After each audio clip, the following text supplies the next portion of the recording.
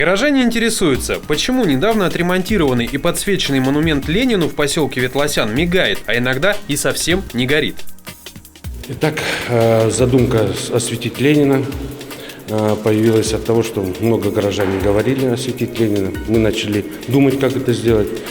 Единственное, что не рассчитали с высотой Ленина, поэтому планировалась нагрузка почти 660 Вт, а Ленин оказался выше, больше стал потреблять, поэтому 1440 Вт.